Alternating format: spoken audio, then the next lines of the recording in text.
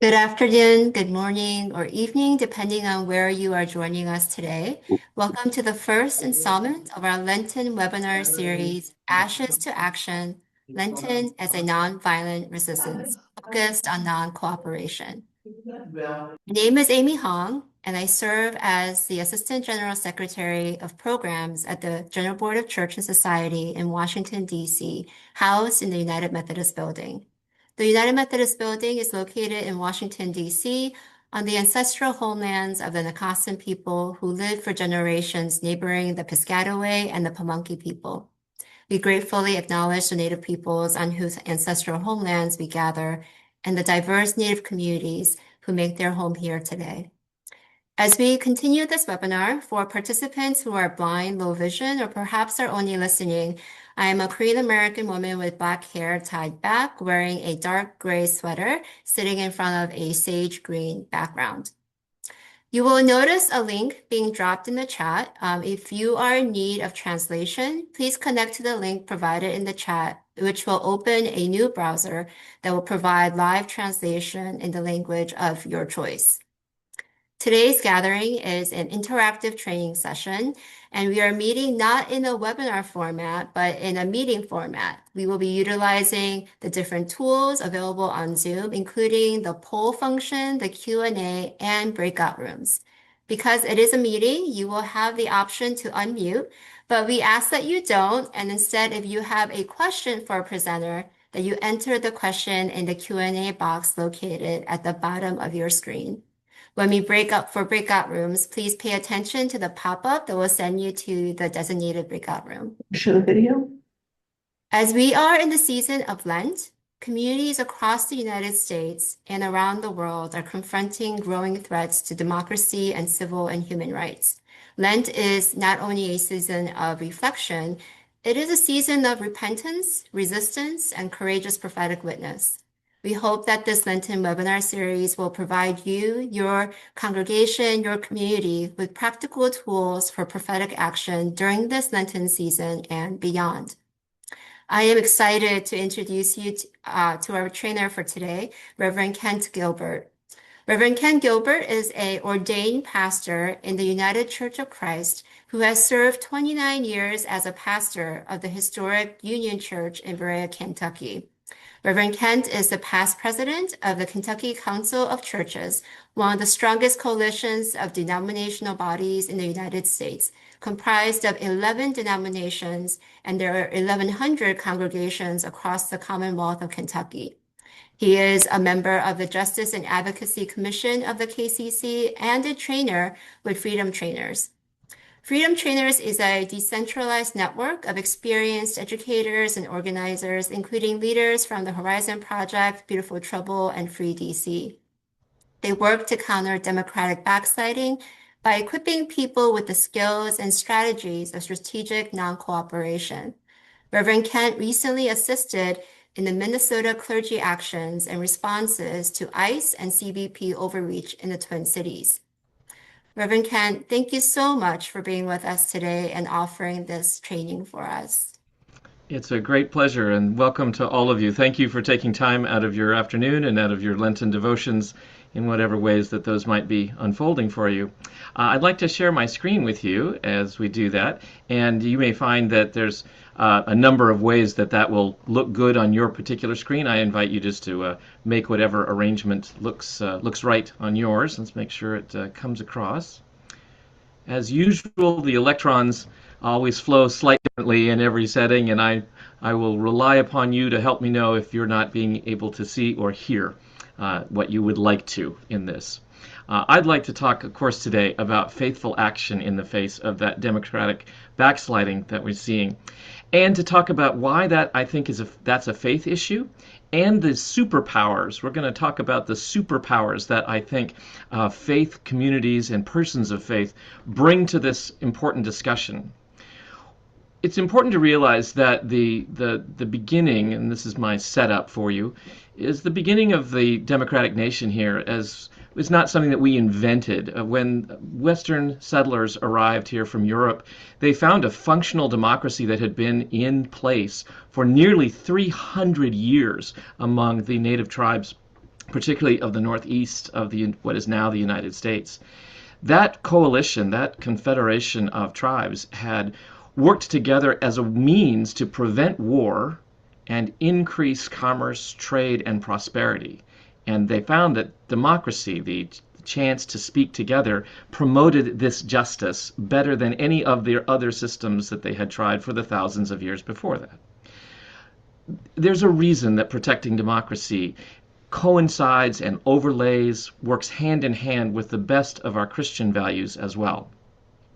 I realize that on the call there may be many who are of faith, not of faith. You're all welcome here. I want to just share with you that we've got lots of different folks who are here. If you'd like to put in the chat at this point, we'd love to just know who is here and where you're from. If you'd like to bring a greeting, and I'll do my very best to watch that chat box as it goes by. I'm really glad to see some of the people that I already know. Shout out to some of my Kentucky peeps who are with us, and of course all of you that I may have run across in other places. As you're putting things in there, let me just go over these goals with you.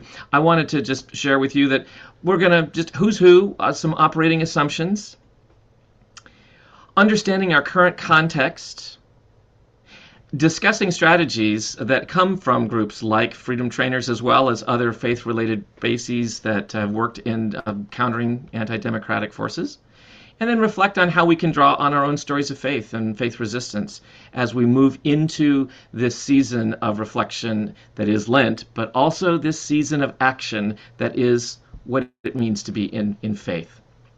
So as we do that, I wanted to just sort of see who's here. We've got a poll, I think, that we're going to put up here. Let me relaunch this poll here. I think I can do that. Question for just pick what best describes your setting. Who's here? Are you affiliated with a church community? You're not affiliated with a community? Active right now? You're ordained but serving a non-church setting?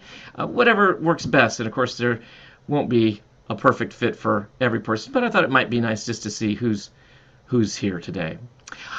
Take a few minutes, and as you get a chance, you should have a box that's popped up, and you can just click on that. And in just a second here, I will close that out, and I'll be able to show you the results. Welcome to our Indiana folks. We've got folks from Boulder. Wonderful to see everybody here from Columbia, Missouri. Thank you, New Jersey. Thanks for being in the house. We're very glad everybody's here. All right, well, I'm going to just close this out and show you the poll here, and should be able to see that on the screen. Now, it looks like we've got a few folks who are not currently in a faith community, and you're welcome. We're glad you're here. You're welcome and wanted in this place. Glad you're with us. Lots of active folks. Thank you. Local church pastors, thank you for all your service.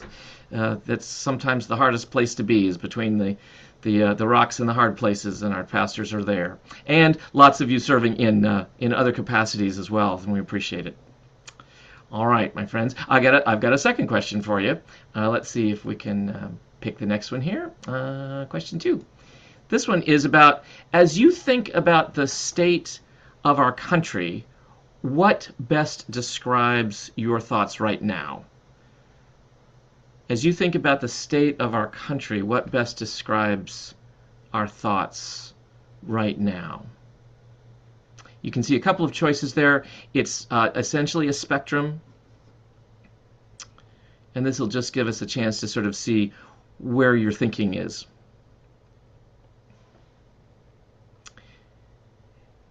As you're going ahead and putting those things in as we watch that come in, I'll share with you, too, that I bring you greetings from the Kentucky Council of Churches. Amy was kind to mention. This morning I was with our executive director, and he specifically asked me to bring greetings to all of you who might be on the call. And I was also with the governor of Kentucky this morning. We were at a Kentucky governor's prayer breakfast.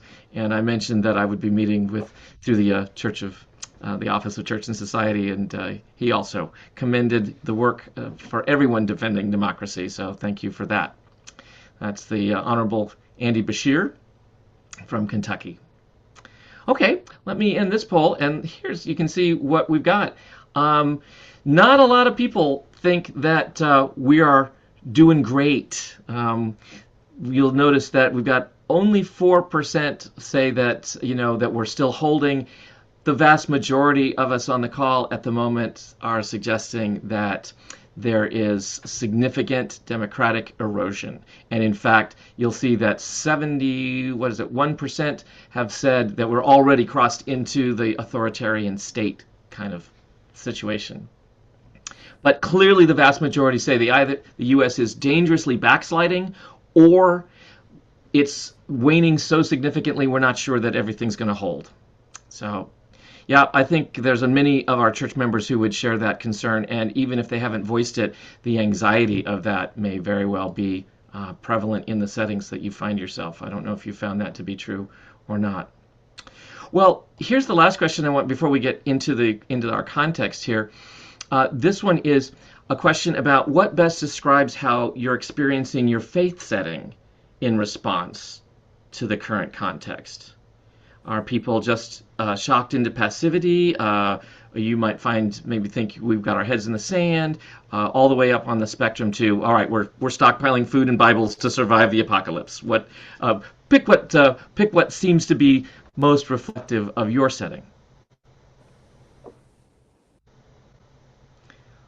And in a second here, I'll share those results if you've had a chance to come in. If you're just joining us, welcome in. We're going to be using the Q&A questions, and I do want to say that as we go through this, I will be trying to watch that on my enormous screen here. If you see my eyes darting around, I'm watching all the windows.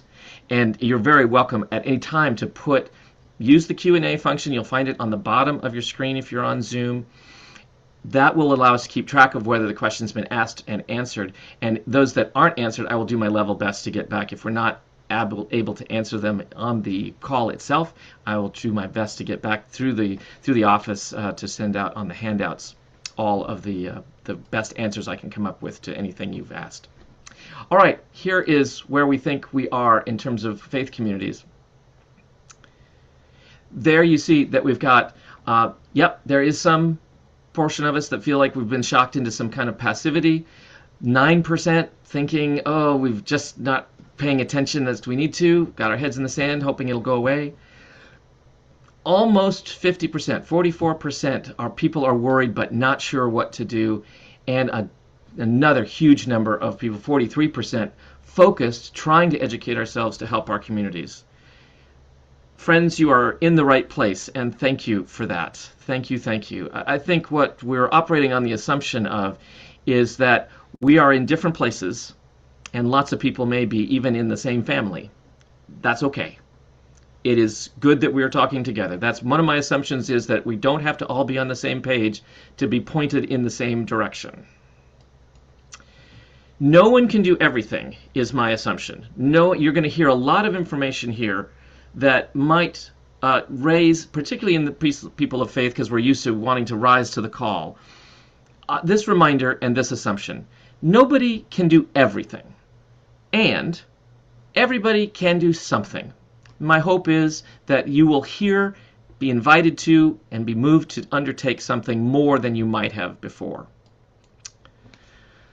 My other and next operating assumption is that, friends, we are better together in our diversity, in our pluralities, in our different understandings, even in our differing opinions. We are still better together. And the assumption of our work today is going to be centered around that. And finally, this is work. Defending what we love matters. This work is hard some days, but this work is faithful. Jesus calls us to love one another, and that is not always easy. It's not easy to know how to do that. It's not easy work to undertake, but this work is worth it. This is work. This is faithful, and this is worth it. Because as we defend and protect and love our civil society that protects the most vulnerable, but also provides a space for persons of every different persuasion and ability to thrive, we have to see that as part of our gospel call. All right, so there's our context. Here's a little bit of our context, and as we've already indicated, we know that we are in a bit of an authoritarian breakthrough right now. Does that ring true to you? This is a short window, might be, we hope is a short window, where an authoritarian regime might make an attempt to rapidly consolidate power. We've seen this in history. We've seen it in the US before. But it is, in fact, a time when we have seen unprecedented reach, consolidating that power, in this case, the office of the president, and in a very few number of elected officials, and primarily non-elected officials. Little definition of terms. What is authoritarianism? I'm sure as you have listened to the rhetoric and the news, you've heard lots of people talk about what's happening. We're using authoritarianism as our sort of largest general rubric because it describes that centralizing power without regard to how that power is either achieved or kept. Now, it is true that you can have absolute power, but if it's elected absolute power, that's a different matter than if you are taking advantage. Authoritarianism is essentially a drive to limit who says things are okay. So in this case, what we've got, authoritarianism is that concentration of power so that people act in ways that are not accountable. It is a movement away from accountability. And even if people are democratically elected, as we certainly have an administration that is now, they subvert that democratic norm in the pursuit of either achieving power, consolidating power, or retaining power. So the authoritarianism is often slow.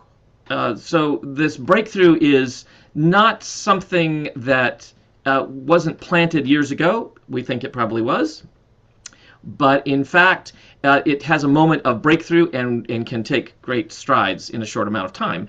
But the actual seeds of authoritarianism over many different cultures and many different periods is that it can be slow, quiet, and it's often made in legal advances. It's the slow erosion of laws limiting power or consolidating or redirecting processes into the hands of a very few.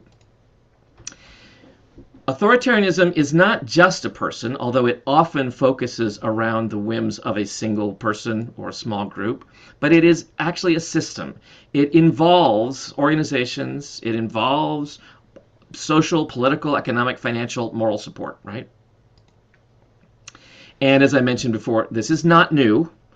As persons of color in this country know, as people who've been immigrants before, we have absolutely indulged various forms of authoritarianism in our relationships with otherwise full citizens of the country. We have grounded our history in white supremacy. This is not just an assumption. I think you could argue this quite literally as fact that we have, when it's come down to it, we have centered power around the control of white, primarily men, and then devolving that power in increasingly lesser amounts to those on the outer margins. Let's not forget, it took more than 100 years of our history before we let half of the population have the vote in terms of women, let alone what we've done systematically through various forms of Jim Crow, authoritarian laws, et cetera, et cetera.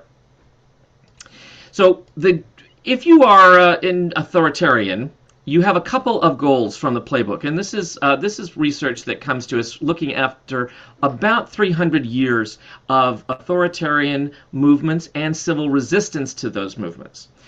Demagogues or authoritarians who try to take power often try to divide and conquer groups on team democracy. Why? Well, team democracy obviously wants to include in a broad spectrum of opinion. That is counter to the authoritarian goal. They often will pick one member of the team and then sort of pick them off. Think about just the last 6 months and see if anything in the news, if you can think about it, put it in the chat, if there's anything that gets sparked here and you have an example of it. Anybody think of how authoritarian processes have picked off members of various teams? Think about that and put those in the chats. Musk in, Musk is out, right? Somalis in Minneapolis. We pick one and we start scapegoating, right? Absolutely. I think we could also pick a lot of government employees like the Voice of America, right? USAID, exactly, trans athletes. We pick and we just pull them out, pull them out, pull them out. Uh, the idea here is to compartmentalize a lot of that repression, right? So that it's happening among a lot of different groups. And for people who might be offended or worried, like some of us on the call, it's just so much to look at. It's happening here, it's over there, it's over here, it's over there, it's over there. What should we do? How do we get there? What is it that's going to capture our attention next, right? Shock and awe is often how that is described. Part of the reason for that, and Trump has been very overt about this. President Trump has said simply, and certainly some of his lieutenants have simply said, we want to make it so awful that people will stop trying, right? Said this about government. I think it was one of his lieutenants who said his idea for government service was to make it so miserable for government servants in the public sphere that they didn't even want to come to work. And so the idea was to try to maximize that anticipatory obedience. Let's just give up now. Let's just give up now, right? Yeah, and I'm seeing a lot of great things in the chat. Exactly, all these people. Sowing confusion, distraction is all part of the game, as is trying to provoke opposition violence. And this matters to us as faith leaders because in faith communities, that is a real challenge. We've got folks, a lot of different people. Often it's the faith community that has provided a control rod to violence. We're going to talk about why a nonviolent civil resistance movement is critical to our cause, if in fact we hope to succeed. Demagogues want to provoke violence because they will then turn that and do what with it? They'll use that as the excuse to consolidate even more power, right? We can look at this everywhere from World War II all the way through. One has to invent a crisis and then use that crisis as the excuse to declare martial law, to have blue cities and red states, right? All of the things. Why did we have to invade Minneapolis? Oh, because of the Somalis and the terrible, horrible, awful, vicious crime that's happening there. They needed us. We had to send in 3,000 agents. Finally, the demagogues want to avoid creating big reaction events, and so they often will sort of ramp things up slowly. You're probably all familiar with the story of the frog boiling in a pot of water, right? You put a frog in a pot of boiling water, it feels the heat and jumps right out. But if you put frog in cool water and gradually turn the heat up, the frog gets gradually accommodated to the water and is likely to die from the heated water because it never gets out in time. This is the idea of authoritarian playbook rules. Turn up the heat everywhere, always. Keep distractions, pick up people one at a time, and just get people used to that kind of repression to the point where they stop resisting. So it's a fear-based divide and rule kind of policy, obviously. Here's a summary, right? Here are the things that happen, and you just tell me if in the chat or if there's anything that resonates with you.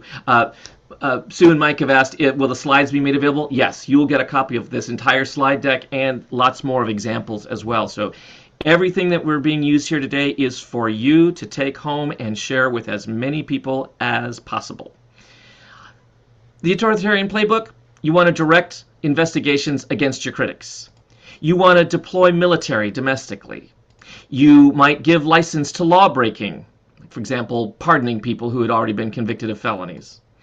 You want to use federal law enforcement overreach. In other words, you want to turn federal law enforcement not against enemies of federal law, but against your personal enemies. Regulatory retaliation, right? I'm going to investigate tax-wise anybody who I don't like, or we're going to withhold child care payments from those states where I feel that I've not supported me to the extent I want. And, of course, our favorite one, the autocrats simply won't leave. The autocrat simply won't leave. Right? The whole idea is to make people feel powerless about how they are feeling in the world. Now, this is a global issue. It's not just happening here, and certainly we have seen that Trump administration officials and Trump himself have greatly admired some of the people you see in these pictures. Brazil's former president, Jair Bolsonaro, right? President Javier Milei of Argentina, Italian Prime Minister Giorgia Meloni, former Polish Minister Jarosław Kaczynski, and Viktor Orban, still leading authoritarian movements in Europe as well, and Putin, etc., etc., etc. All right, that's sort of the that's sort of the zeitgeist of where we are at the moment. What I'd like to do right now is I'd like to put you into breakout rooms for just a few minutes. This this is not long, so try to edit your responses to one another. Our hope is just to share some conversation amongst each other here about how is all of this authoritarian playbook affecting you or your community, and what are you observing in your setting from this playbook. We're going to put people into breakout rooms for about maybe about 5 to 6 people, we hope. And if you have any problems, while we're here to try and help you get in there, you'll see pretty soon. Toyomi will put a little breakout room box that should pop up for you, and if you'll hit that join breakout room, it should take you in, and you'll have about let's do about 7-8 minutes so that you can share a little bit. That means just a little snippet about what you are experiencing in your setting. Tommy, can you open those rooms? All right, there you go. So you can just go ahead and hit the join if you'd like to, and I think you might even be automatically put in there. And we'll gather back. Again, how is this affecting you or your community? And what are you seeing from the authoritarian playbook in your area?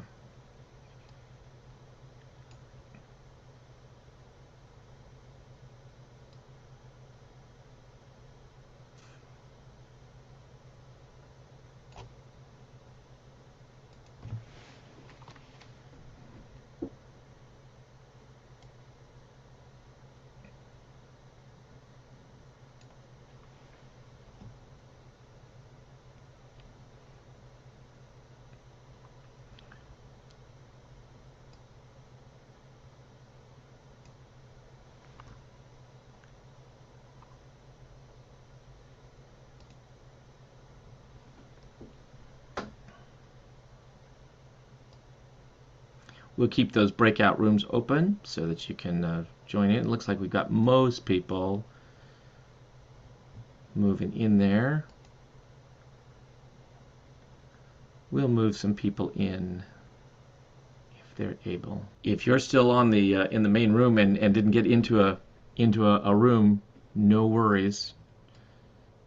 If you'd like to put anything you'd like in the chat, that's also just great. We're going to keep those rooms open just a little bit longer.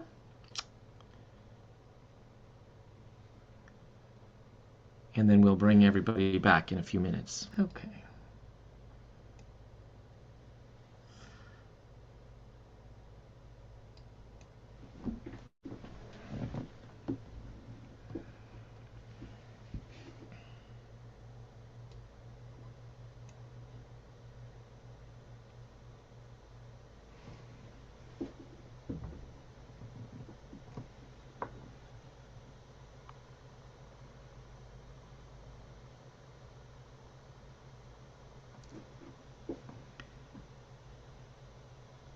Folks are coming back. Always takes a little minute to get everybody back from the hinterlands, the great electronic reserves where we have been we've been sent in these Zoom rooms.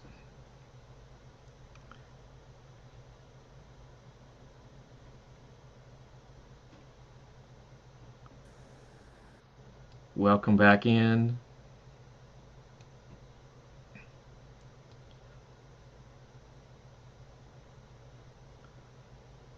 All right, I think.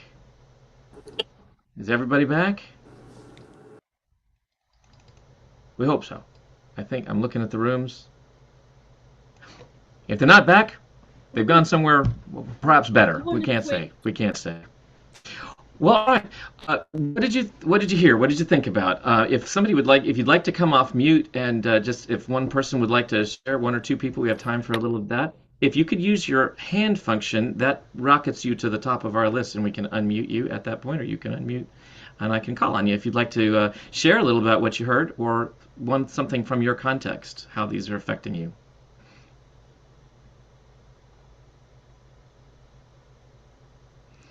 All you have to do is use that little down at the button. There's that react button, and you can use the raise hand feature.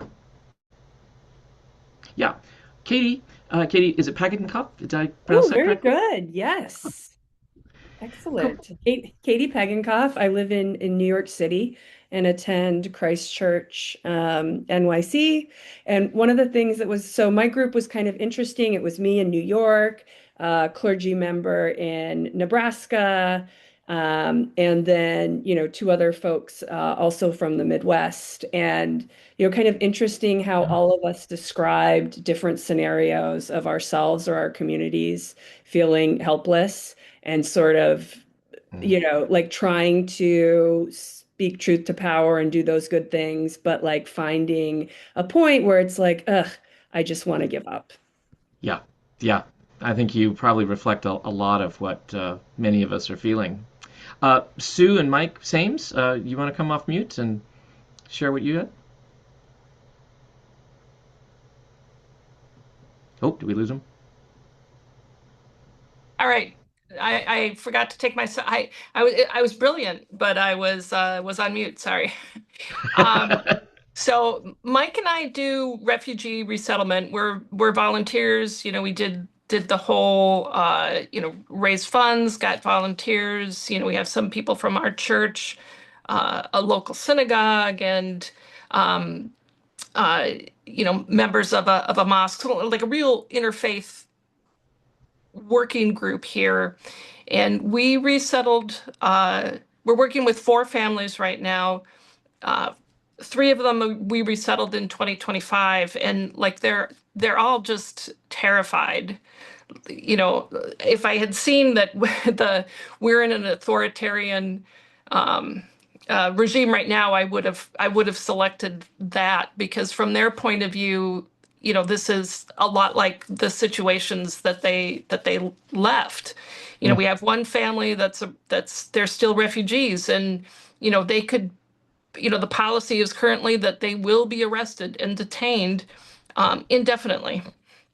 And so it's just like a really personal matter to us. But at the same time, it also like gives us a strong focus that these terrorizing things are very specific, so that is something that we can speak to other people with a great mm. deal of authority. Oh, I appreciate that very much. And I know that sharing of those stories will make a difference.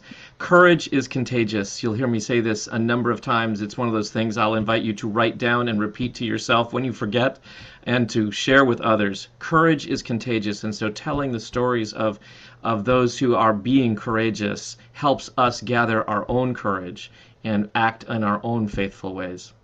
Gail Chalby, you had your hand up. Hi, I'm from the Minneapolis area. I live in Eden Prairie, which is a Mm, suburb which has a large Somali population. And so, yeah, I've been affected by the metro surge. Not personally myself, although my husband is a naturalized citizen, so I had worries about that. Um, the, like you said, courage is contagious. Just look at the things that Minneapolis people did to counteract what was happening here. For instance, at Whipple Center, where they were taking the detainees, they would release them any time of day or night without their coats. And remember, in January, we had temperatures 20 below zero. They're releasing them without coats, without their cell phones, without their personal documents that they had. And there's a group of people that wait outside 24 hours a day. They rotate in their warm cars, and then they'll give them blankets or coats as they come out, get them into the cars, give them something to eat and drink because they have not been having that in the center, and making sure that they have a way home if there is a home for them to go to. yeah. But it's been really bad because people of color it didn't matter. It didn't have to be a Somali. It could be anybody that has not white skin. It could Yeah. be a citizen. They could have been here for generations. It doesn't matter. And so people weren't going to work, kids weren't going to school, businesses closed because the kids weren't in school for a certain length of time, then the schools lost funding. This is private or public schools. Just so much going on. My favorite restaurant, Christo's downtown, is 2 doors away from where Alex Preddy was killed. So when we went there to eat, we stopped at the memorial. Memorial. My granddaughter going to work has to wear a gas mask because of the tear gas she had to drive through. It was a war zone, and it's not as bad as it was, but it's still going on. It's not better, is it? It's not gone. No, especially in the outstate, Yeah. like Wilmer and Worthington and Yeah. other places. Thank you Anything for that you saw on witness. TV or heard about, it was worse. That was exactly what my colleague said before I was invited to come see it for myself, and I would agree with that wholeheartedly. Everything that you are getting from the news, it's that and 10 times more, and still is. So, Gail, thank you for your courage and for your witness and for sharing those stories. Red hat. And, I've got my hat in the back, and I don't know if you can see, but I've got my "No Secret Police" sign from the protest march when when we were up there together. Well, all right, my friends, thank you for those reflections. I know you're having more. We'll have a chance to connect again with more people as well. As we go back into, let's think about what we're going to do about that, right?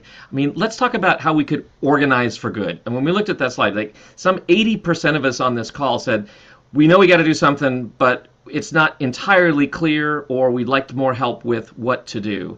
And that's what this part of our time together is meant to be. So I'm hopeful that you'll find some practical tools. Those of us who work with Freedom Trainers, which was largely it's a free-range group of democracy supporters who used to work for agencies like the U.S. Institute for Peace, USAID, who did academic research in this field. The whole hope was to understand how we could bolster against this backslide and prevent, or at least blunt, the force of these very dangerous authoritarian tactics that are being used. When we talk about looking at the spectrum of resistance, if we will, there's a number of ways that we can take action, right? And there sort of falls into three main kinds of action. Being clear about what kind of action we're taking, and that's we personally, or we as a church body, or we as a group of friends, that can help us know how best to achieve what it is that the important moment is calling for. It helps us make the best of strained resources as well, because, as I said, everybody can do something, but not everybody can do everything. So, in general, three kinds of participation in civil resistance. One, symbolic actions. Symbolic actions are raising public awareness. They are helping persuade and shift public opinion. Some examples of that might be marches or rallies or street theater, skywriting, mock awards. These are symbolic actions, meaning that they are not actually directly affecting, but they're trying to change the mood and trying to demonstrate support for or against some particular aspect of societal movement. The second form of participation might be called building alternatives. And this should be, I think, familiar to church folk, right? This is the working to build up that which isn't working in another setting. So building alternatives might be free clinics, parallel governance structures, citizens' arrests, citizens' budgets. One of the things we're working on in Kentucky is a people's budget, for example, that is an alternative to the government's budget that is cutting social services, and we're suggesting here is a viable alternative. The third form of participating in civil resistance at this point is non-cooperation. And that's what I want to focus our time at, because I want to posit to you today that we have moved to a time when non-cooperation is probably going to be something you need in your toolbox as a person of faith and as a community of faith. Non-cooperation is a refusal to cooperate with either illegal or immoral acts. It is a deliberate organization that may or may not be opposing existing law, but is certainly opposing immoral behavior. It can include things like strikes, boycotts, rent strikes, tax refusal. Messing around with bathroom signs is one thing that happened in a variety of contexts around trans and gay issues. Nonviolent land seizures we saw in Central America often. This was a way of solving housing crises when governments simply abrogated that responsibility. Palm Sunday actions at legislatures, somebody's put in the chat. Absolutely. Liberation in Colorado, all of these things. Non-cooperation is a step up from building alternatives. Symbolic actions, building alternatives, these are absolutely critical pieces. They are necessary, but they are not generally sufficient. I want to say that again. Symbolic actions and alternatives are important. They're good. They are necessary. But they are very rarely sufficient in curbing autocracies. They do not actually stop the movement towards authoritarianism. Non-cooperation is pretty much a necessary tool. And by not looking at it, right, one of the reasons that autocrats and authoritarians would like to distract and confuse you is so that you don't even think about complying or non-compliance. Non-cooperation is that refusal to act or comply with requests, demands, or orders, right? And enough of it can really change systems. Enough people striking, obviously, that merchant suffers and policies can change. Enough people standing opposing. I guess you can think of all the examples in history, and we'll talk about some more of them.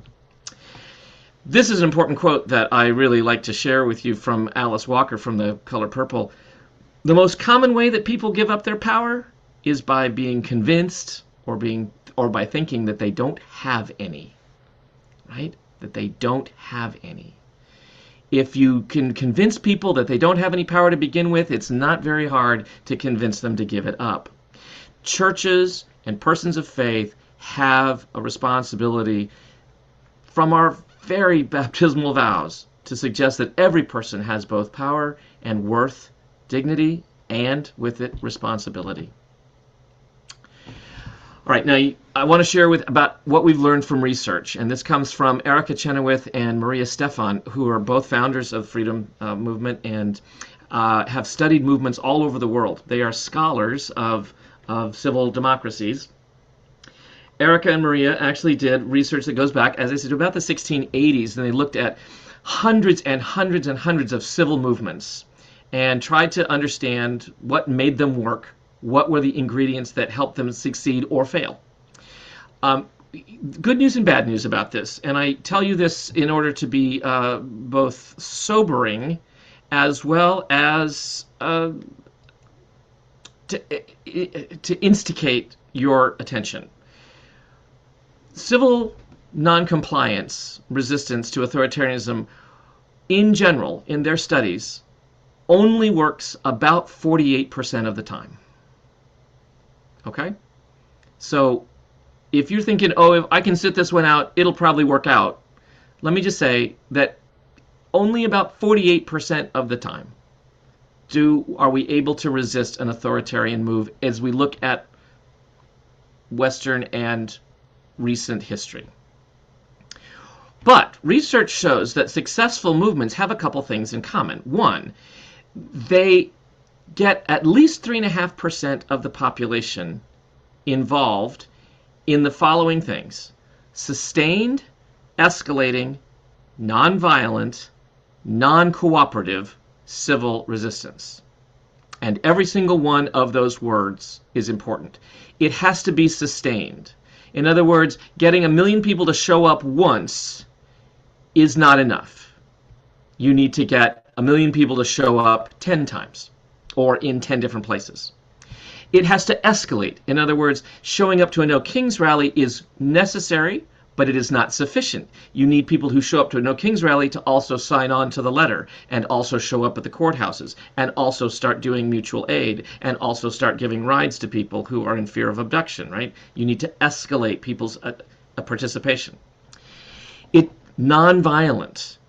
Nonviolent movements succeed almost twice the rate as armed conflicts do at resisting governments.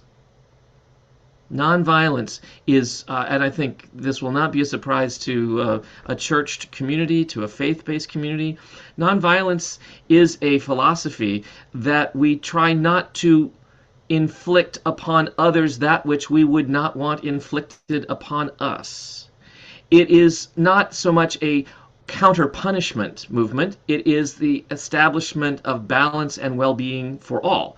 That nonviolent principle, and we'll hit a few of those later on, tends to build wider coalitions, as you can imagine. It tends to bring more people into the tent. You bring more people into the tent, you have escalating numbers, you have more ability to sustain resistance. And that is why our researchers suggest that nonviolent, escalating, sustained non-cooperative civil resistance succeeds where others sometimes do not. So what is civil resistance? Well, that's a way for everybody, ordinary people, to collectively, without the threat or use of violence, resist that which is immoral or illegal. Nonviolent action is not the same thing, and I want to be a little clear about this. This is a little bit into the weeds, but I think you'll appreciate it. Nonviolence does not mean passive. Nonviolent does not mean quiet. It can be very disruptive, but it means that you are not attempting to destroy, eliminate, or punish as much as you are attempting to restore, revitalize, and recreate a functional civil society with justice and freedoms for all. Now, in order to do that, if you look at some of the most successful nonviolent resistance movements, including Gandhi, Martin Luther King Jr., and others from other places in the world, they often used extremely active tactics. Lunchroom sit-ins, the bus boycotts. There were a lot of very things that took a lot of courage. Walking against fire cannons, right? This is nonviolent, but it doesn't mean that it was non-active or passive in any way. One of my favorite examples of this comes from World War II and the nation of Denmark. Denmark was, as you know, invaded relatively quickly by Nazi Germany. But in an act of great civil resistance, this was promulgated in nearly every city and town. There were posters and cards and flyers sent out. We're recording. We're back. It was this wonderful 10 Commandments. It was an alternative 10 Commandments. I thought church crowd might appreciate this. You must not go to work in Germany or Norway. You will do a bad job for the Germans. You will work slowly for the Germans. You will destroy important machines and tools. You will destroy everything that can be of benefit to the Germans. You will delay all transport. You will boycott German and Italian films and papers. You must not shop at the Nazi stores. You shall treat traitors for what they are worth. You shall protect anyone chased by the Germans. Join the struggle for the freedom of Denmark. This was what everyday persons could do. In other words, not everybody was able to go out on the front lines or risk their family or even their job. But everyone was like, do a bad job. Don't rush to help. Don't continue as normal when it's clearly not normal circumstances. In 1942, there were 1,300 Norwegian teachers were arrested by Nazi German installed government that was run by Quisling. After 12,000 of 14,000 nationwide had refused to join the new Nazi-oriented Teachers Association, 1,300 were arrested. Half of them were held in a concentration camp outside of the capital of Oslo. The rest were shipped to the Arctic alongside Russian prisoners of war. But the entire rest of the teachers in protest stopped teaching. They stopped teaching.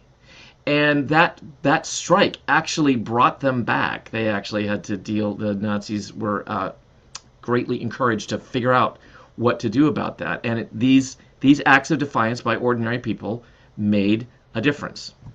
It may well be that we are coming to a time when we're going to need to cultivate some of these skills.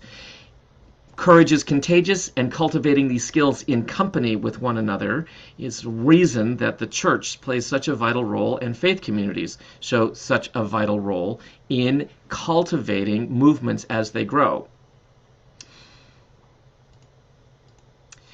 Winning pro-democracy campaigns have a couple of things that they involve. And this comes from a book that I commend to you. This is Why Civil Resistance Works, and it contains a lot of the research that you'll hear about today. And that's, again, by Erica Chenoweth and Maria Stephan. Winning pro-democracy campaigns involve that large, diverse participation with a sustained momentum. So, it's getting on the train, but it's also keeping the train running. They involve expanding the repertoire of nonviolent tactics. What works on Tuesday is no longer going to work on Wednesday. As much as we're paying attention to what the administration might be trying, believe you me, the administration is paying attention to what resistance groups are trying.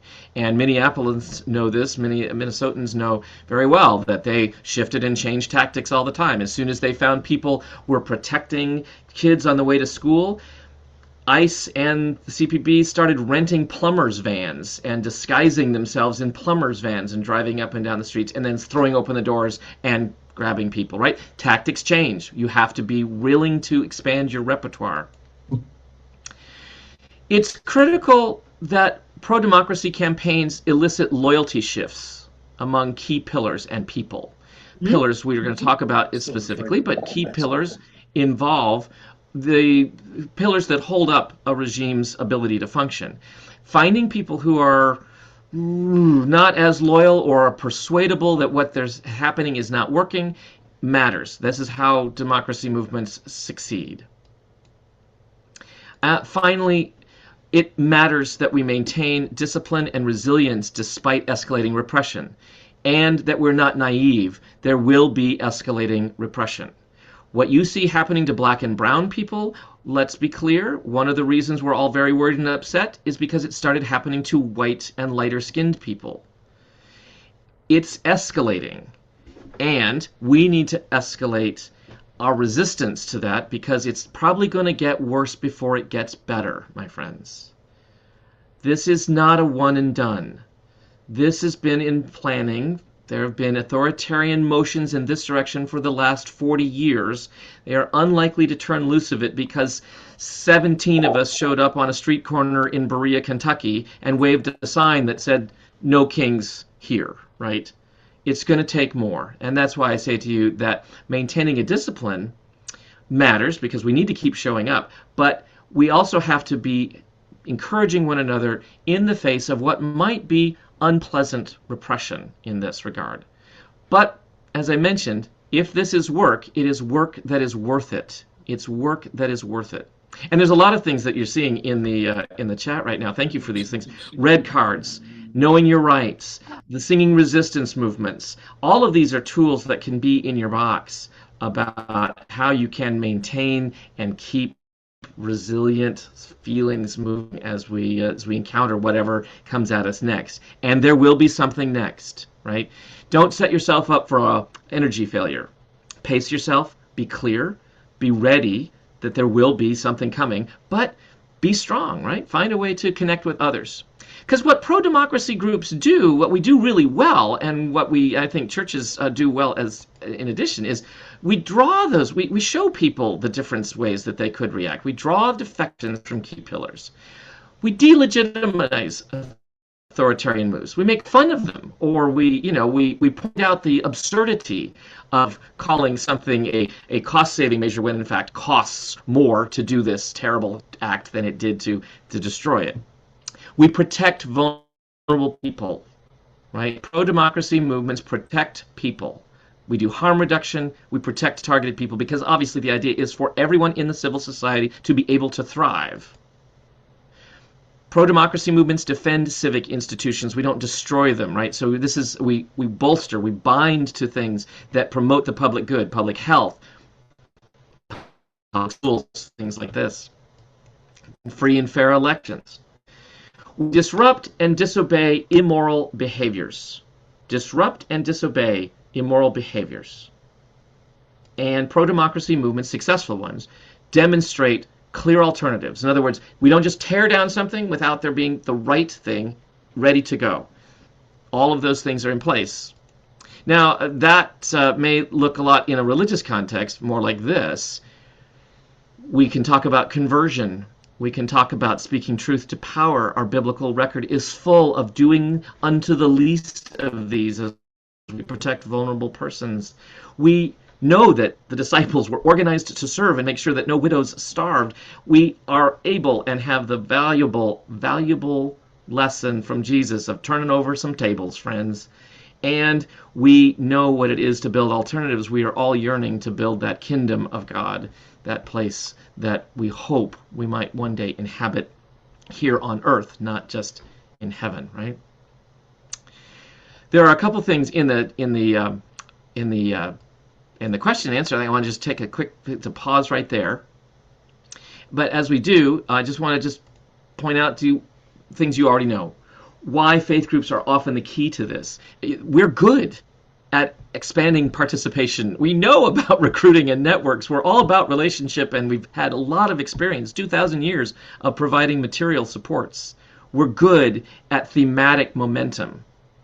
We know about how inspiring hope can be, and we have tools for grounding people in that hope and in that faith.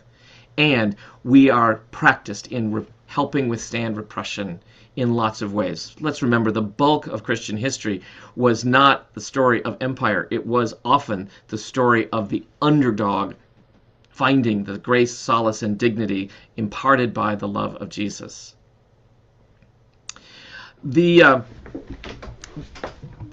the chat here, I want to just point out David Miller. David, good to see you. It says, you're advocating nonviolence, but Denmark's 10 commandments include a command to destroy various objects. The federal government has stretched its definition of violence and therefore domestic terrorism to include destruction of property. That is true. And this is what I meant to say. You bring up an excellent point. Nonviolence is not about the action that you're taking in the moment, is how I would nuance that. Nonviolence is about preserving the overall dignity and the ability of a society to function and thrive. It does not necessarily mean, and people are on a big wide spectrum on this, it does not necessarily meaning I will take no violent action. That is to say, there are plenty of people who are involved in nonviolent resistance who would not permit the shooting or the attacking of a bystander. They would intervene. Is that nonviolent? Many would argue yes, that's nonviolent because it's an action to enforce or to increase the safety, the rights of others, even though it might involve getting hit. I think those who would be involved in that would say they would go in not with the intent to harm or, again, counter punish the perpetrators of that, but they would perhaps step in to prevent further harm. Now, everybody's on a spectrum here, and I want to be clear that you don't have to be, you may not have to know where you are this minute, but it would be worthwhile thinking about that, and I will invite more conversation about that as we get close to that. Thank you for that question, David. It's a tricky one, because is it nonviolent to blow up a rail line that is delivering the troops? Was it nonviolent to take out to mangle the cars or create some kind of non-functional train system that would have taken prisoners to Auschwitz? What if you could cut the electricity to the Whipple building in Minneapolis where the prisoners are being held right now? There may be a spectrum on this, and I wish I could tell you, oh, there's an easy answer. But my friends, we are not in an easy answer period. We are in a time of discernment, and I'm hopeful that you'll get some tools for you and your communities to find a way to do that. Ed Fisher also asked me to comment on red cards. Red cards, you may have seen these, they are available for free in bulk. They are a Know Your Rights card that come in a little various formats, but certainly the ones we have are about this size. They're in both English and in Spanish. I believe you can get other languages as well, and this might be a resource for you or your faith community. We distribute them at our local feedings. I mean, you get a bag of groceries, you'll also get 3 or 4 red cards to pass out. We leave them on tables. We put them in bathrooms. They are helpful. I will say this about the red cards: as much as I appreciate the sentiment, it only works if the people who you are interacting with choose to recognize your rights. And what we are finding is that that is not currently the case in most cases. In other words, the fact that you have the right to work, you have the right paperwork, you are carrying a passport or a green card, does not seem to matter. And so knowing your rights only works to the extent that those you are interacting with, opposing you, are willing to respect those rights. So that's I think it matters. It falls into that category of necessary but not sufficient, I think. Let me move on too, and just keep us going, so I don't keep you all afternoon. Here's how we get a democratic U-turn, right? Here's some things that we get. Let me go backwards. Here's how we get a democratic U-turn, right? Without a civil resistance movement, right, only 7.5% probability of stopping a democratic backsliding is predicted by some of this research that that you see there cited by Claire Trilling and Jonathan Pinckney.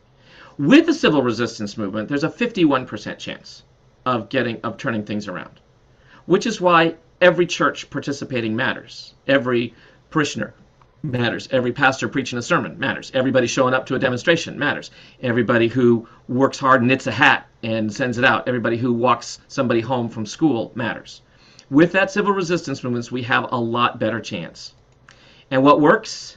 Well, here's some practical tips and tools that you can share. Do not obey in advance. Right? Don't volunteer to stop doing good work because somebody got threatened or that they don't want you to. Prioritize joy. We are not doing this to fight or beat down an enemy. We are doing this to build up and surround with love the people of God. Right? Prioritize joy.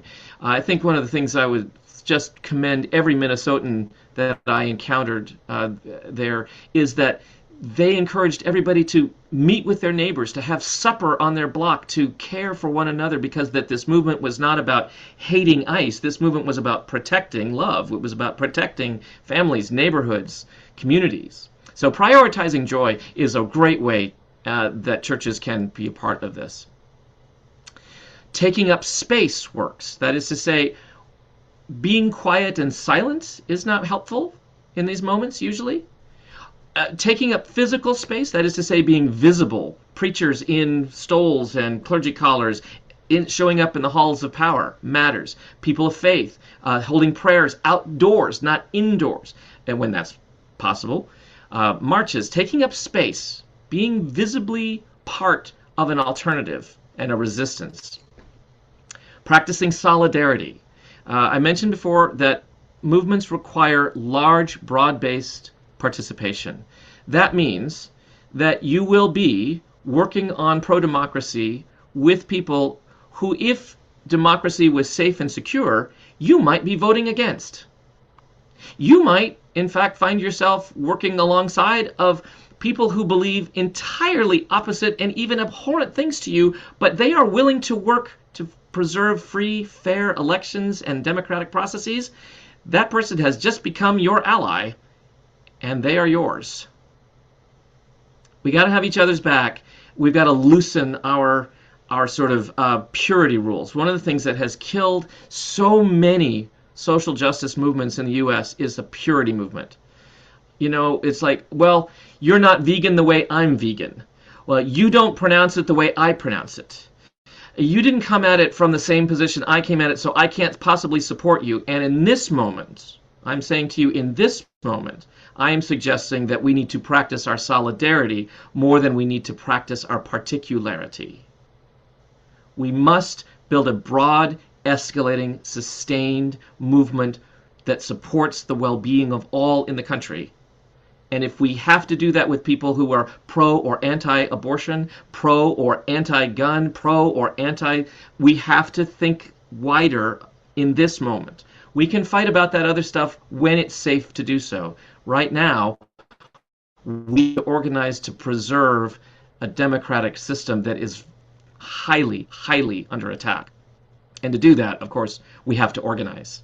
We have to organize. This is what works. Don't obey in advance, so don't give up. Remember what you're fighting for and what you love. Prioritize that joy. Take up space. Use your voice. Practice solidarity and organize. These matter. These things matter. We've seen this happen, of course, in our church history, and here's just a few pictures of so many of the ways in which persons of faith have really taken up space. People who have looked for democracy and stood up against far worse authoritarian regimes than we're currently experiencing have really, really helped us. So here's what I'd like to do. I'd like to put us back into breakout rooms for a few minutes. But before we do that, what I want to invite you to do is to take a bio break. We've been at this a little bit. It's been an hour and 15 minutes. So what I'd like to do is, can we all come back in about, would you like a 5-minute break? And then to come back in about 5 minutes, and then we'll go back into breakout rooms. So if that's all right with you, let's take a 5-minute bio break. And it's now at 3:15. At 3:20, please be back here, and we'll put everybody into breakout rooms. All right, let's take a break, y'all. All right, my friends, I think we're about ready to be back. I'm looking at our time, and I think what I'd like to do instead of breaking is to just have a little time in the chat to invite you to think of a time that you engaged in something big or small, but for a reason bigger than yourself. In other words, I'm asking you to think about a time when you took a risk for something bigger than yourself. And if you wouldn't mind, just put those in the chat. I think this would be better rather in the chat rather than in breakout rooms, just because I want to make sure that we spend a lot of time on how we might actually very practically work on some of these issues that have come up. If you'd like to put those in there, if you've taken part in an action, it could be at home, it could be at school, it could be a big risk, like daring to go across the river to save a kid, or it could be participating in a large movement of some kind. It could be small. It could be just trying something that really tested your patience and tested your strength, but you did it in order to serve a greater need. If you can put those in the chat, that would be great. Got arrested for Poor People's Movement demonstration on universal health care. Amen. Testified at a public hearing. Number one public fear, did you know that in the U.S. still ranks as public speaking? So thank you for doing that. Testifying at the licensing of a low-level nuclear waste site. Yep. Gaza freedom marches. Amen. Amen. Yeah. And we know that has not made people safe at all. Thank you for that. Thank you for doing that. In each and every one of these risks, think about how you can use that grounding. Think about how you felt. In fact, I'd sort of like to ask you to think in this moment, before you took that risky action, what were you feeling in your body? Where did you feel that tension or stress? Just imagine that in your mind's eye. And you might imagine the posture of feeling worried, scared, powerless maybe. And then I'd like to invite you to think about how you felt having done it, whether or not the action was successful. Outraged, was somebody said. Yeah, feeling outraged. My hope and my sense is that after lending your spirit and strength in whatever degree to something bigger than yourself and for the betterment of others, I think there is something that changes within us. I think this as a pastor, and I think this as an organizer, and I think this as a human being. We are better together. And when we organize ourselves for the betterment of others, something in us gets stronger. We find a power we didn't know we had. We retain or we regain a dignity that we perhaps had lost. And so participating in service this way, I think, can liberate us from those feelings of powerlessness, feeling scared, right? People might find, Elizabeth, thank you for that comment, feeling scared, which surprised you because, you think, oh, I'm totally good. And then all of a sudden you're in the middle of an entirely different setting. We can feel scared. We do feel nervous. It doesn't always come out right. Sometimes it doesn't work. But I also feel like that when we place ourselves into that stream of that ever-flowing love and justice, that we make possible more avenues for God's Holy Spirit to work. Lent is the traditional time when we sort of do this reevaluation. And one of my reevaluations this Lent was to say, have I done all the good I can? Have I spoken? Have I used my voice as I have it? Not everybody has to do everything, but everybody can do something. Have I done something today? Have I tried something to help or better the lives of others? When we have that, when we do that, we can expect the same when we undertake work like this. It can help to know how things are. Oh, and thank you for these comments. We're going to save all the things in the chat, and they will also be part of the materials that we will send out and make available to everybody. You'll get a copy of the chat, all of the resources that you've been sharing with one another. Thank you for those. Please keep putting those in there. It really does make a difference. Let's talk about how we can actually take that fear and turn it into action. Putting ashes into action. I really love the title of this whole series, because in fact we can feel like we've been burnt up, burnt out, burnt over, all of that. So I want to talk about understanding pillars of support. Now, if you want to make stuff happen, right? This is one of my axioms from a dear mentor of mine. You have to know how stuff works, right? If you want to make stuff happen, you got to know how stuff works. My favorite part about this is something my dad always told me, which was that if you see a turtle on a fence post, you can be pretty sure it did not get there by itself. Autocracies and authoritarian systems and damaging complications and all the anti-democratic forces, all of these things are supported on pillars. They didn't get there by themselves, and they don't stay there by themselves. So when we look at the pillars of framework, it might be supported by every government, every time is supported by businesses and laborers and faith and education and civil service and a bunch of others, as an example.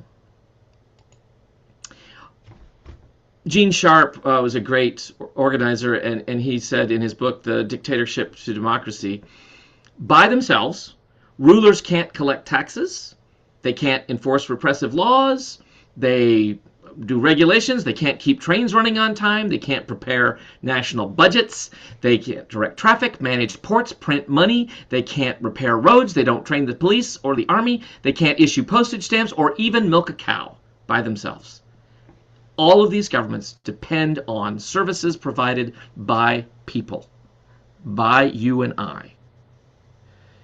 Frederick Douglass said, power concedes nothing without a demand. It never has, and it never will, and I think we're seeing that's true. We have to sort of be aware of the power that we do possess. And our power resides in understanding how pillars work.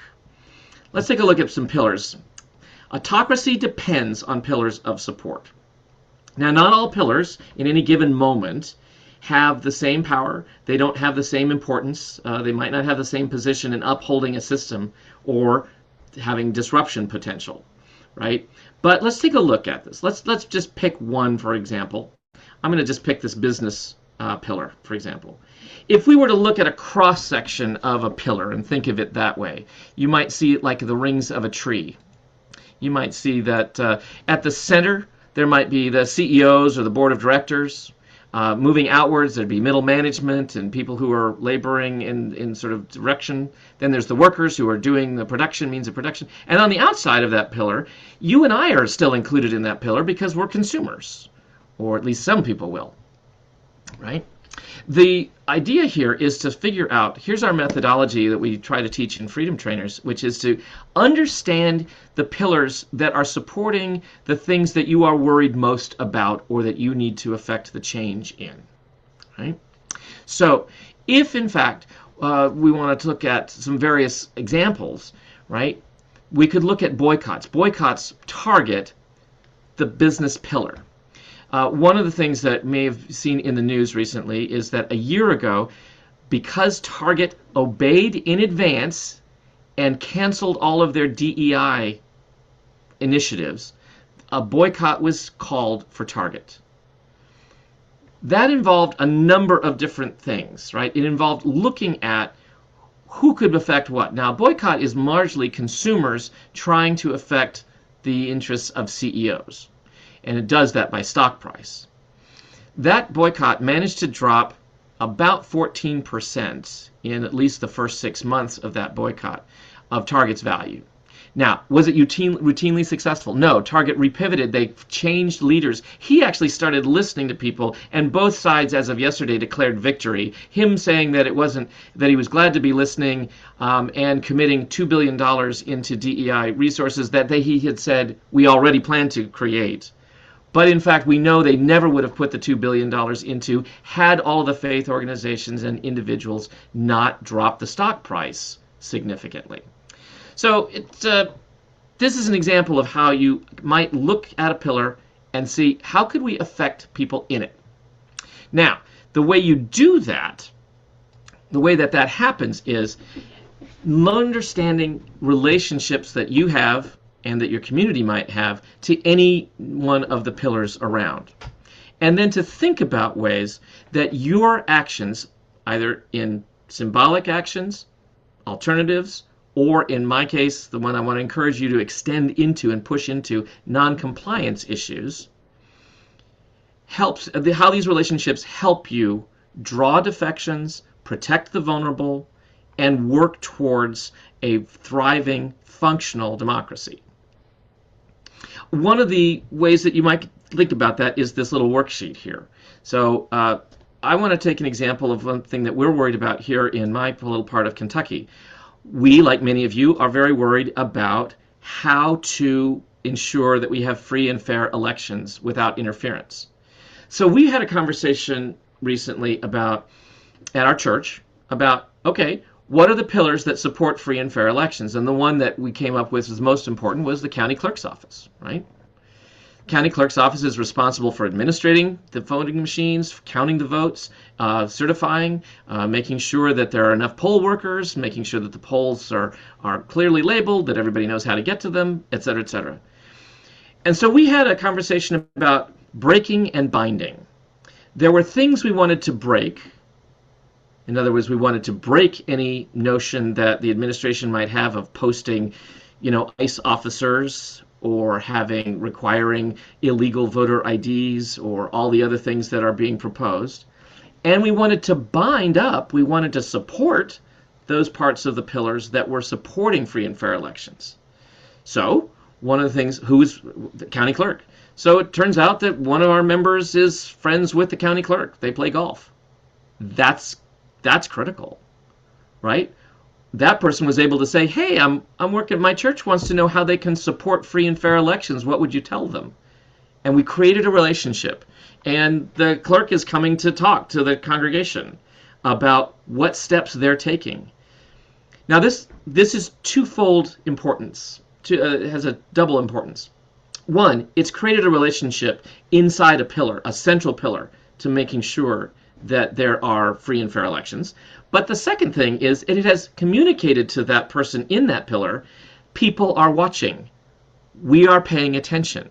It was a way for this group, our church body, to sort of take up a little more space, be a little more visible, and to say, this matters to us, should matter to you.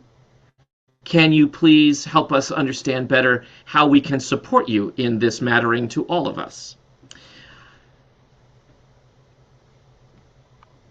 As we talked about then the what ifs, we talked about what would happen if, in fact, let's say somebody outside the county clerk's office, like the federal government or Trump as he's been seizing voter records using the FBI recently. What if that were to happen here? What would we do? Again, we began thinking of pillars. So who would be involved if, in fact, there was, we heard that the FBI was coming? Well, one of our rapid response teams, not in the church, but we have a community group that was thinking about this, said, well, I think we could could we physically block the building where the votes are being kept? What would that take? So they began doing a pillar analysis based on that action. They want to block access to keep the votes secure in the county courthouse. Well, they figured we would need, if we had about 200 people, we would be able to surround the building and lock arms. Okay. Somebody said it would be helpful if we had contacts in the police, because they're likely to know if that was happening.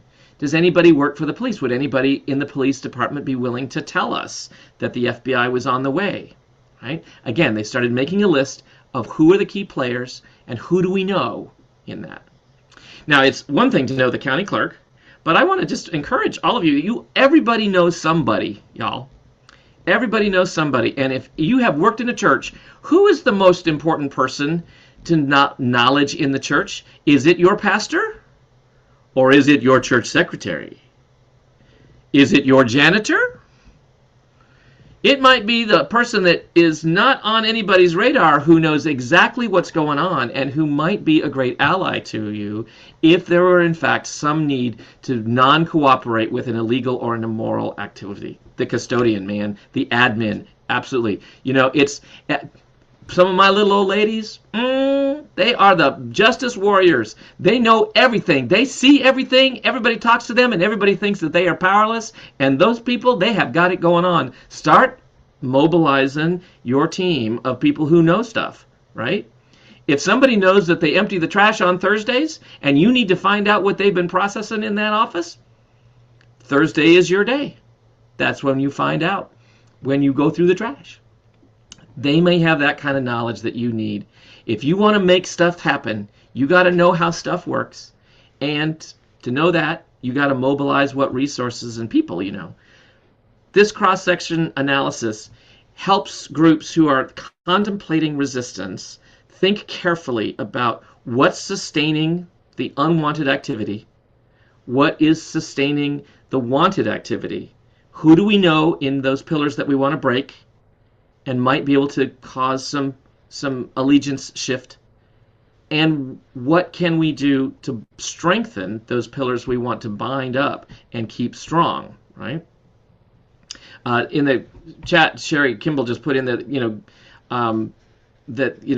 going to Trump rallies as a black older female was incredibly successful. Yeah, and very interesting, isn't it, to see sort of the age differences. We have to remember that a lot of our young people right now, they've never had to, partly because of some of the work of some of you on this call, they have not had to be as exposed to this. They need to know about pillars. We need to teach them as part of civic education and as part of faith education about how it is that relationship builds strength, and that understanding those relationships can help us create a world where everyone is safe and can thrive. In building those broad coalitions, you're going to encounter these kinds of people, right? There are going to be folks who are active opponents to this idea. And you'll see that I've got a red line there drawn. As we're talking about looking and reaching out and creating relationships with one another, it may or may not be the best use of your time to be engaging active opponents. Shouting matches between people of diametrically opposite positions is not building a coalition, and it's not usually very helpful. It can waste your energy on people who are never going to shift. But on that spectrum, as we move over, there are folks who are passive opponents. That is to say, they may have voted for Trump. They may see that we have immigration problems. But they're not really actively participating in it. Your relationship with them, however, might help encourage them to move a little bit more towards the, well, not everything's perfect category in the neutral zone. And the people in the neutral zone the idea is to help them move to becoming, if they're not actively joining the movement or showing up at a rally, they might be passive allies. At least they might choose to, they might be thinking about reevaluating their vote, or changing the way that they interact with local officials, or maybe the way that they are talking about it at work. And finally, the idea is to take passive allies and help encourage them to become active in that continual, growing, sustaining movement that is the civil resistance that we need. 3.5% of the United States would be somewhere between 15 and 17 million people. The last No Kings rally that we know of, at least by best counts, had somewhere in the 13 million range of people showing up at a rally somewhere for No Kings. But as I pointed out, it has to be sustained, it has to be escalating, it has to use a number of different tactics, and it has to be ready and willing to respond when tactics shift against us. So we are not quite, from my estimation, at that 3.5% of a sustained escalating, but we're getting closer. We are getting closer. And the next New Kings rally is coming up. Is it enough? No, it's a symbolic action. But it is an entry point for those people who might have been passively opposing to be moving towards neutrality. It might be a place where those neutral folks who are kind of, well, I could go either way, can see that maybe a lot of them watched Minneapolis and thought, oh, no, I don't want that happening in Baltimore, Louisville, D.C., New York City, Los Angeles, Seattle, where we've already seen problems. And this is my point, that those big movements are rarely going to happen because of news stories. They're going to happen because of personal relationships, and churches are good at that. I want to share with you this visual. It's a little video about why personal relationships and this sort of understanding pillars and your connections within it make a difference. Here's this wonderful little video about domino chains by Stephen Morris.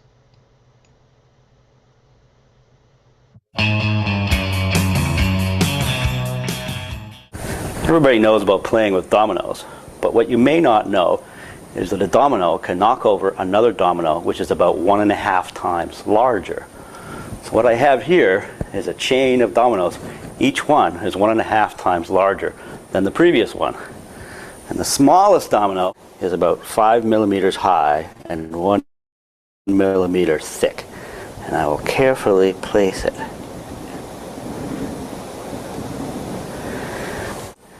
And there are 13 dominoes. And the largest domino, it weighs about 100 pounds and is more than 1 meter tall.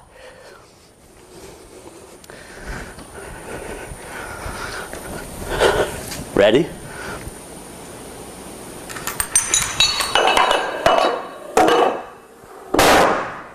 Boom. Yeah, boom, boom. Your little individual actions can, in fact, greatly increase. Just 5 people starting to meet in a church can influence the entire congregation. 10 people who meet at a coffee shop and begin including other friends can begin to influence as many as 100 different community organizers, activists, or interested parties, right? It can make a difference, and encouraging one another, not just negatively, but encouraging one another positively, can topple resistance in lots of ways. Plus, it's just important to remember that we have not just the strength of our own, but we have Holy Spirit strength. We've got love and hope that have sustained the Christian communities for many, many years. And again, as we talk about Christian values, the value, the worth, and dignity of all people rises quickly to the top of my list of values that Jesus taught us. If you are in a church or a setting where people are saying, well, I am concerned that this is political, and Jesus was not political, I would have to take issue with that person. I would want to very gently say that Jesus was not partisan. Jesus did not pick the side of a party or a family, not of wealth. But Jesus was absolutely political in the sense that he cared for people. He cared for the just and right treatment of people.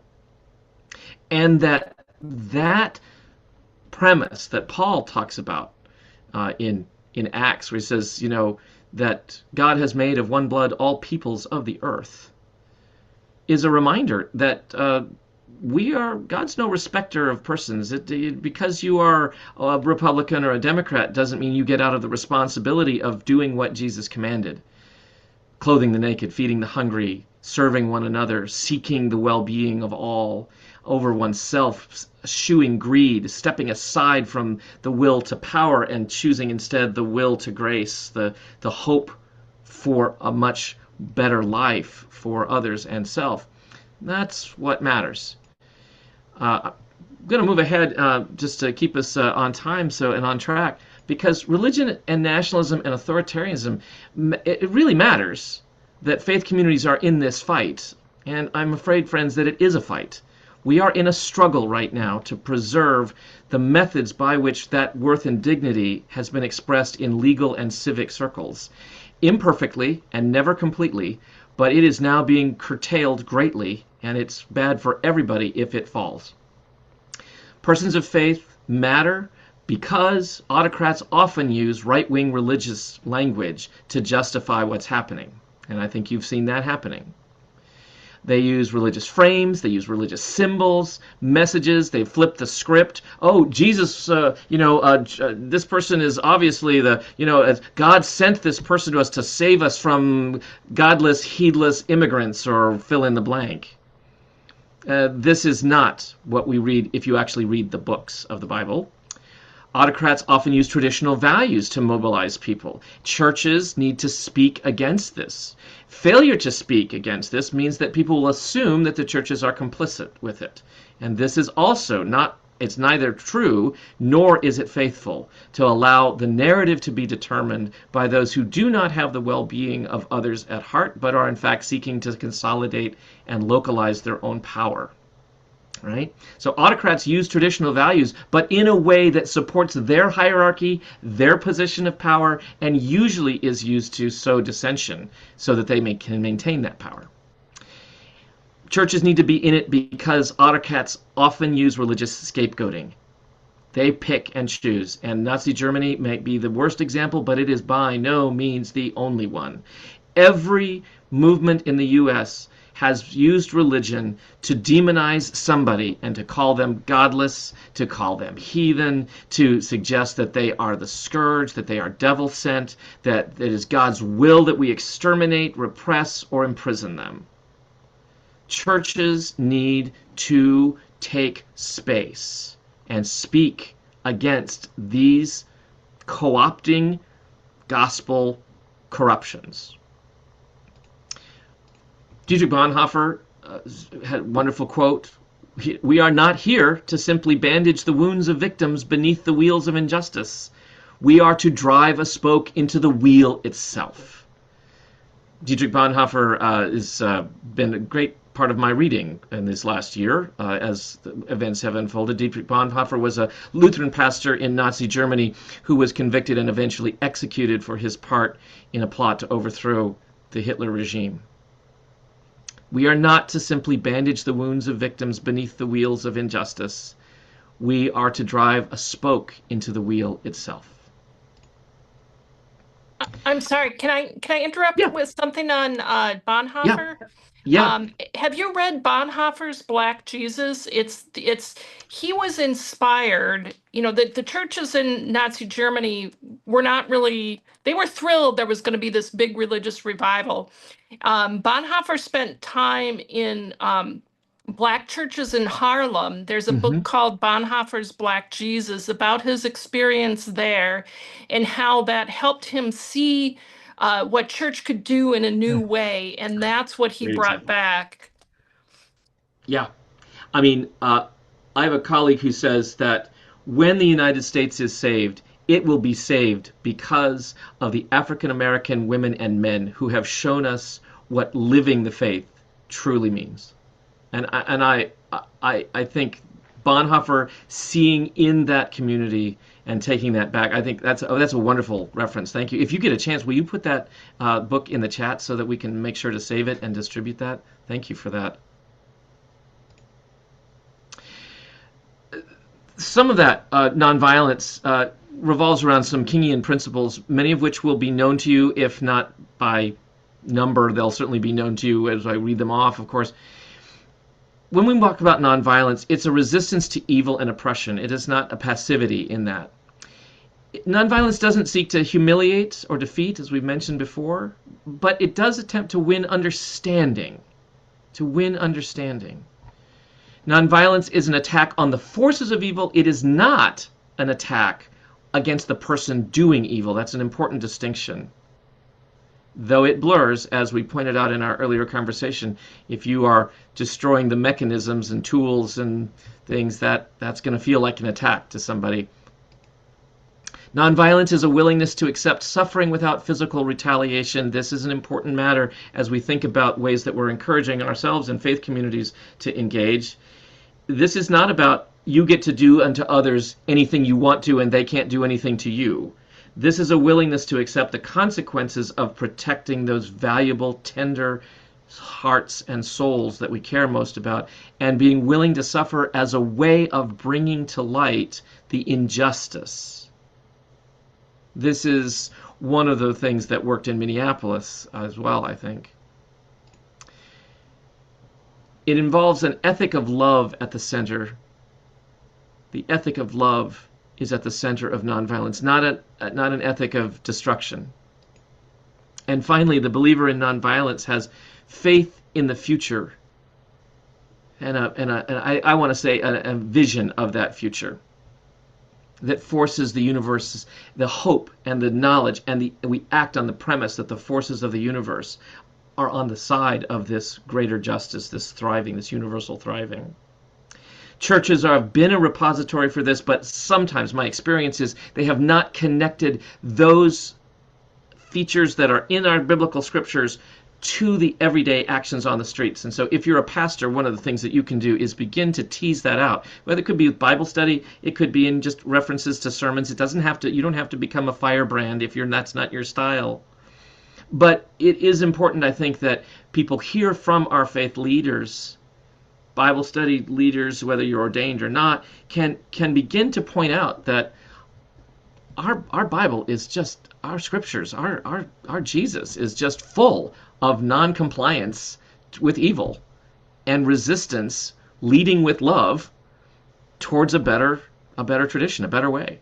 And I think we need to claim that and make it loud. The posture that I think about that is really demonstrated by this beautiful picture of a woman named Leisha Evans in Baton Rouge. This is in 2020, so long before the current events. She's resisting some ICE, but notice her posture. What do you notice about her posture? How would you describe that stance? If so, if you think about it, put it in the thing. Strong. Somebody said strong, right? Upright, standing tall, right? Straight and strong, dignified, right? Non-threatening, right? She's not leaning into them at all. But she is solid. She's assured. She's graceful. She's centered. She's grounded. Sturdy. I love that. Yes. She is sturdy. Rooted.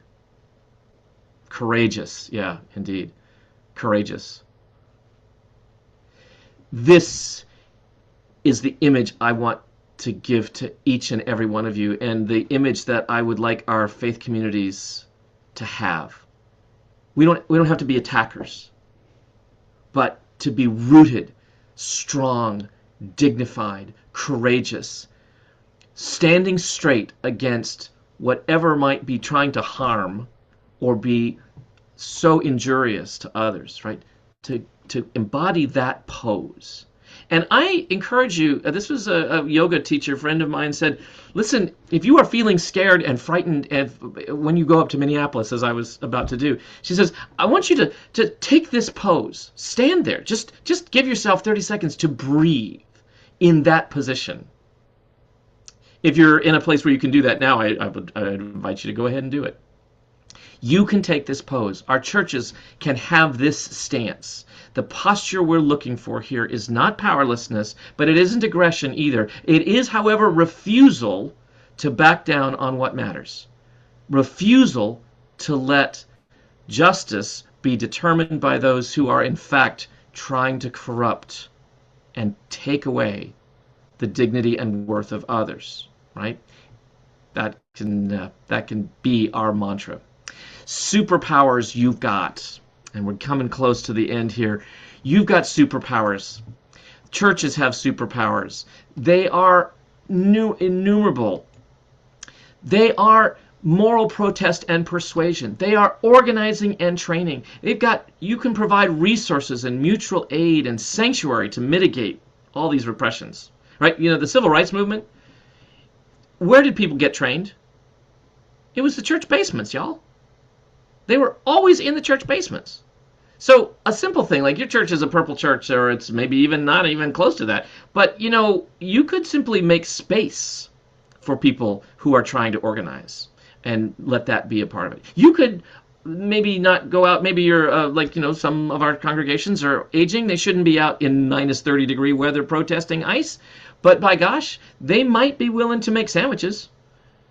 When we got to Minneapolis, 650 clergy showed up with, we had clothes to wear, but we needed places to sleep and things to eat. And by golly, Minnesotans showed up for us.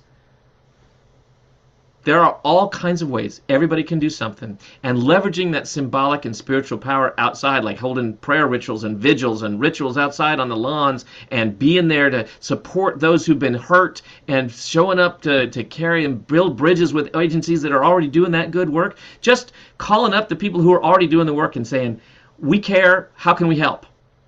Might be the most encouraging thing. You'll build a relationship, you'll bolster a pillar, and you will begin to create the network that we're going to need as we do singing resistance, as we do non-cooperation of all kinds.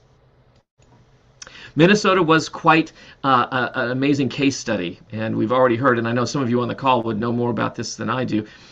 One of the things that I was part of the clergy action and the Kentucky Council of Churches that went. We know that from the authoritarian playbook, right? This is what happened with Renee Good. Political violence works like this. You cover up the injustice, you devalue the target, you then try and flip the script and reinterpret the narrative to sort of put it in your favor. You hijack the results, and then you intimidate and bribe anybody who resists you.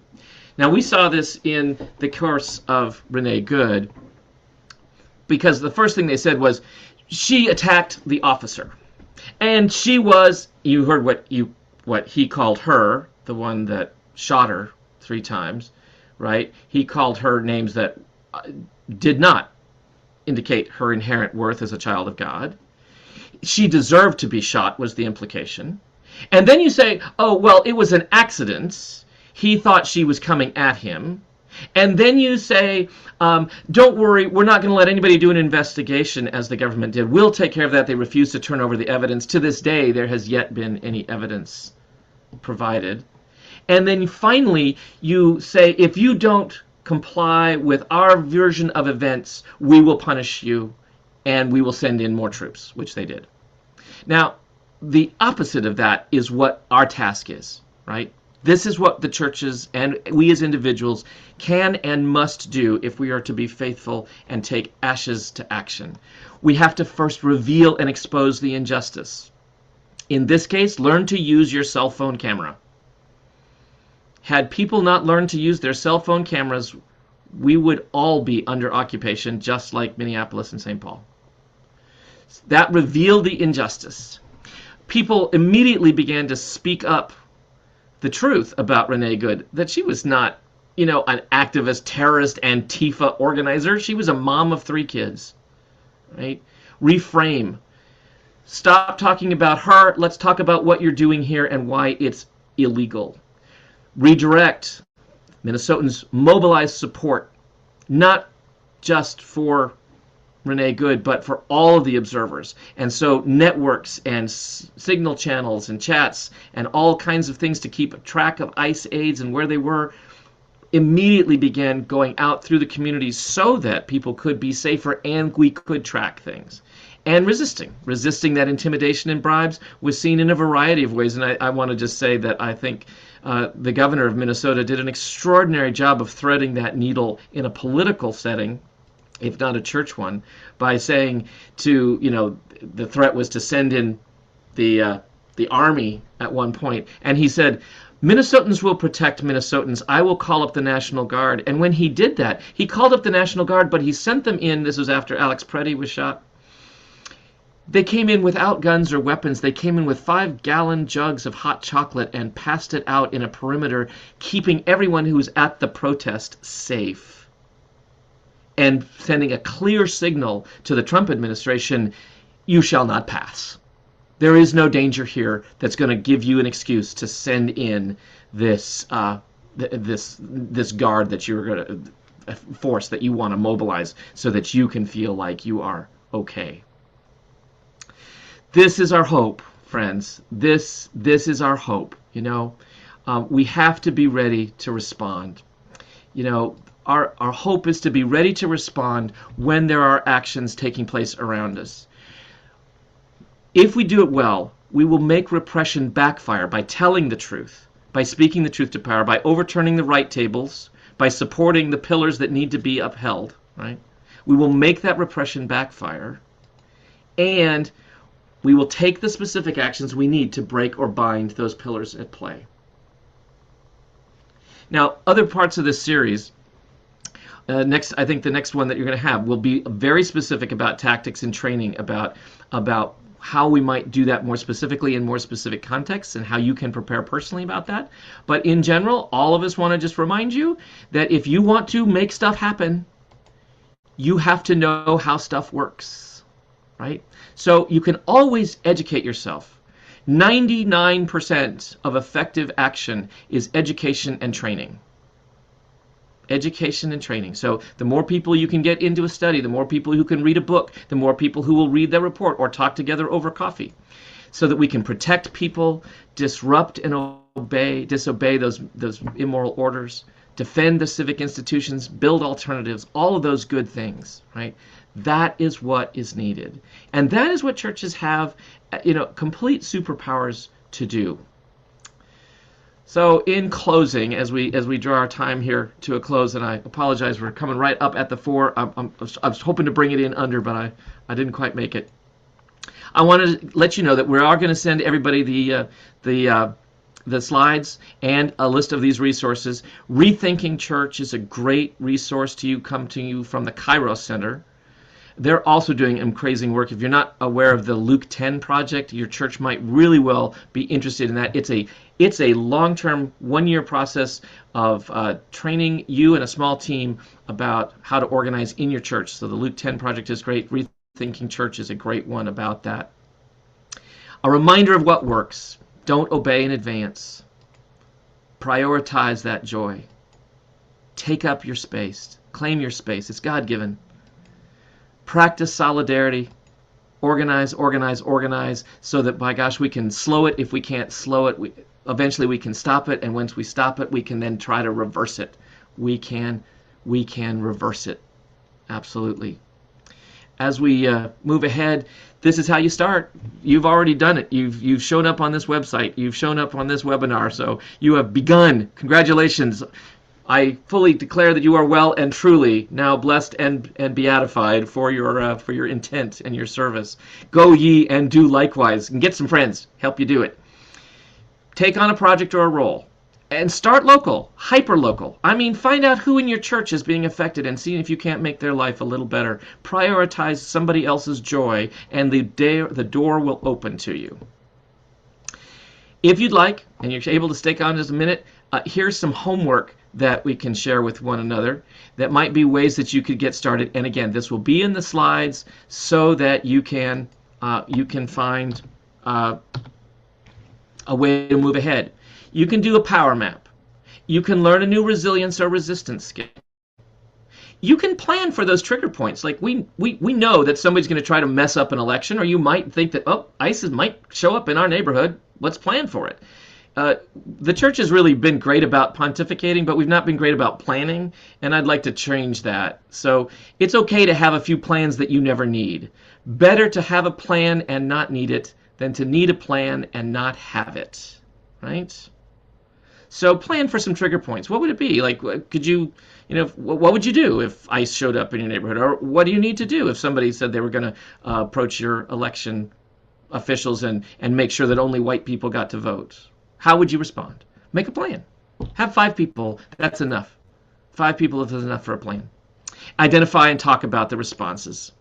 And for faith leaders, my friends, oh my gosh, show up and claim that moral space. Do not give up that moral space to those who are immoral. Do not give up moral space to immoral people or immoral action. Sing hymns, hold that public worship, do that in strategic locations, engage your congregation, and you can do that. I mean, we're not in the same place, and not every congregation is going to be easy on you about this. There's no way out of this, though. You are going to have to say hard things to people, and some of the hard things is that if we want to protect what we love, we have to somehow risk ourselves in that service. That's what Jesus' costly love was. So build those connections and establish that common cause, and then invite people into that space. And when you can, speak truth, don't mumble. Lead with love and act for justice, friends. Don't mumble. Be clear. Be proud. Be loving. Be loud. I'm so grateful for your time, and I apologize that I've taken you a bit longer. We will have more to share, and we will send all of this out. Let me show you the slide that's got all of our links on there, so that if you would like some more information on non-compliance, here are some links. You'll get those links if you scan this code with your phone, and we'll put the link in the chat as well. If you scan that link, you will be taken to a folder that has all kinds of resources in there. And let's see if I can find. There we go. Here's my link to the folder. If you can't scan that right now and you'd rather click it, I'm putting it in the chat for everyone right now. Here's the folder with resources.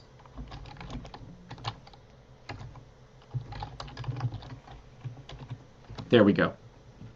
And I wanted to thank the Office of Church and Society. You all have been beacons of hope to so many of us. My own tradition, the United Church of Christ, shares some office space with you all in the Methodist building, for which we are profoundly grateful. And I know that you shelter and you guide so many of our traditions in this important work. So thank you. Thank you for this opportunity. And I wish everyone has a wonderful, powerful, and transformative Lent. Thank you. Thank you so much, Reverend Kent, for speaking to us today and equipping us with much needed tools to respond to what is happening around us. As you mentioned, today's webinar is the first in our two-part series, and so I hope to see you all here next week on Thursday at 2 o'clock Eastern Time for our training on nonviolent resistance training. A follow-up email will be sent to all registrants with links to both the webinars and all of the resources that were mentioned earlier right before I started speaking.